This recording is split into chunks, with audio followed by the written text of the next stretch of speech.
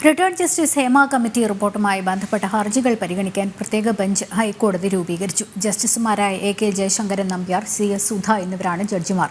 കഴിഞ്ഞ മാസം 29-നാണ് പ്രത്യേക ബെഞ്ച് രൂപീകരിക്കാൻ ആക്ടിംഗ് ചീഫ് ജസ്റ്റിസ് അടങ്ങിയ ഡിവിഷൻ ബെഞ്ച് തീരുമാനമെടുത്തത്. വിവരങ്ങളുമായി രേഷ്മ ബാബു ചേരുന്നുണ്ട്. രേഷ്മ, ഈ ഹേമ കമ്മിറ്റി റിപ്പോർട്ടുമായി ബന്ധപ്പെട്ട ഹർജികൾ പരിഗണിക്കാൻ പ്രത്യേക ബെഞ്ച് രൂപീകരിച്ചതുമായി ബന്ധപ്പെട്ട കൂടുതൽ വിവരങ്ങൾ എന്തൊക്കെയാണ്?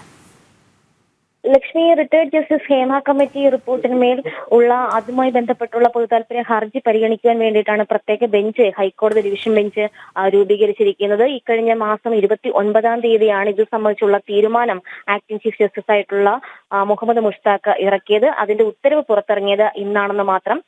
ഈ പ്രത്യേക ബെഞ്ചിലുള്ളത് ഒരു വനിതാ ജഡ്ജി, അതായത് ജസ്റ്റിസ് സി.എസ്. സുധ, അതോടൊപ്പം തന്നെ ജസ്റ്റിസ് എ.കെ. ജയശങ്കരൻ നമ്പ്യാർ, ഇവരാണ് ഈ പ്രത്യേക ബെഞ്ചിലുള്ളത്. ഈ ബെഞ്ച് പായ്ക്ര നവാസ് നൽകിയ പൊതുതാൽപര്യ ഹർജി, അതായത് ഹേമ കമ്മിറ്റി റിപ്പോർട്ടിന്മേൽ ക്രിമിനൽ നടപടി ആവശ്യപ്പെട്ടുകൊണ്ട് പായ്ക്ര നവാസ് നൽകിയ പൊതുതാൽപര്യ ഹർജിയാണ് പരിഗണിക്കുക. അത്തരമൊരു പരാമർശമാണ് ഉത്തരവിലുള്ളത്. പക്ഷേ ഹേമ കമ്മിറ്റി റിപ്പോർട്ടുമായി ബന്ധപ്പെട്ടുള്ള മറ്റ് പൊതുതാൽപര്യ ഹർജികളും ഇതേ ബെഞ്ച് തന്നെ പരിഗണിക്കുമെന്നാണ് വിവരം. എന്തായാലും നേരത്തെ ഇന്ന് സജിമോൻ പാറയിൽ നൽകിയ അപ്പീൽ പരിഗണിക്കവെയാണ് ഈ പ്രത്യേക ബെഞ്ച് രൂപീകരിച്ചിട്ടുണ്ട് എന്നുള്ളൊരു കാര്യം ഡിവിഷൻ ബെഞ്ച് വ്യക്തമാക്കിയത്. ഒപ്പം തന്നെ സജിമോൻ പാറയിലെ ഹർജിയും പ്രത്യേക ബെഞ്ചായിരിക്കും പരിഗണിക്കുകയെന്നും ഹൈക്കോടതി ഡിവിഷൻ ബെഞ്ച് ചൂണ്ടിക്കാട്ടുകയും ചെയ്തു.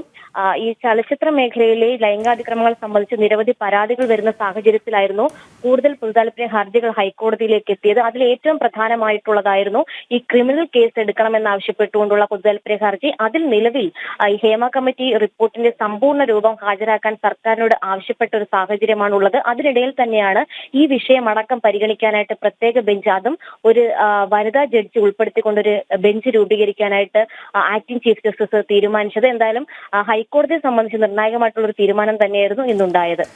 രേഷ്മ പറഞ്ഞതുപോലെയാണ്, നിർണായകമായ തീരുമാനമുണ്ടായി. പ്രത്യേകിച്ച് ഈ വിഷയത്തെ എത്രത്തോളം ഗൗരവത്തോടെ കോടതി കാണുന്നു എന്നുകൂടി മനസ്സിലാക്കണം.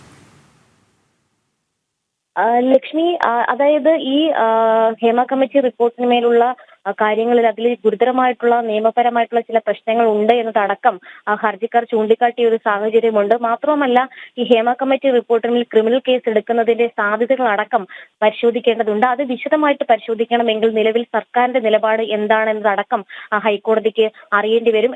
അതിന്റെ അടിസ്ഥാനത്തിലാണ് 10-ാം തീയതി ഈ ഹർജികൾ പരിഗണിക്കുന്ന വേളയിൽ സർക്കാർ ഈ ഹേമ കമ്മിറ്റി റിപ്പോർട്ടിന്റെ സമ്പൂർണ്ണ രൂപം ഹാജരാക്കേണ്ടത്. എന്തായാലും ഈ കേസിൽ നിലവിൽ ഈ പൊതുതാൽപര്യ ഹർജിയിലാണ് ഹൈക്കോടതിയുടെ പ്രത്യേക ബെഞ്ച് ആ വിഷയം പരിഗണിക്കുന്നത്. അതോടൊപ്പം തന്നെ ഹേമ കമ്മിറ്റി റിപ്പോർട്ടുമായി ബന്ധപ്പെട്ട് മറ്റ് 3 ഹർജികൾ കൂടി ഹൈക്കോടതിയുടെ പരിഗണനയിലുണ്ട്. അതും ഒരുപക്ഷെ ഇതേ ബെഞ്ചിന്റെ മുന്നിലേക്ക് തന്നെയായിരിക്കും വരിക. എന്തായാലും പൊതുതാൽപര്യ ഹർജികളിലൊക്കെ തന്നെ ആവശ്യപ്പെട്ടിരിക്കുന്നത് ഹേമ കമ്മിറ്റി റിപ്പോർട്ടിന്മേൽ സമഗ്രമായിട്ടുള്ള ഒരു അന്വേഷണം വേണമെന്നുള്ളത് തന്നെയാണ്. ശരി. രേഷ്മയാണ് വിവരങ്ങൾ നൽകിക്കൊണ്ടിരുന്നത്.